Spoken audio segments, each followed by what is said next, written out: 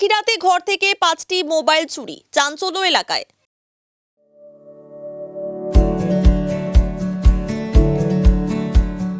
Pampered, not just a hospital, but a mother. Rajganj ব্লকের বিন্নাগুড়ি গ্রাম পঞ্চায়েতের অন্তর্গত বলরাম এলাকার ঘটনা। বলরাম এলাকার একটি বাড়ি ভাড়া নিয়ে 6 জন যুবক থাকেন। তারা পার্শ্ববর্তী একটি কারখানায় শ্রমিকের কাজ করেন।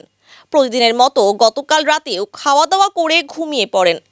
আজ সকালে ঘুম থেকে উঠে দেখতে পান ঘরে রাখা তাদের 5টি মোবাইল ফোন চুরি গিয়েছে। ঘটনার পরই তারা ভোরের থানায় লিখিত অভিযোগ দায়ের করেন। অভিযোগের ভিত্তিতে ঘটনার তদন্ত শুরু করেছে পুলিশ। আমাদের কালকে রাতে মোবাইল 5 জনার চুরি হয়ে গেছে। বাড়ির মধ্যে আমরা শুয়েছিলাম, গিরির ভেতরে আমরা চাবি দিয়ে ঘুমাই। সেই চাবিটাকে রড দিয়ে ভেঙে সেটাকে 5টা মোবাইল বের করে নিয়েছে। বর্ধমান, কেউ বোলপুর, কেউ হতার থানা।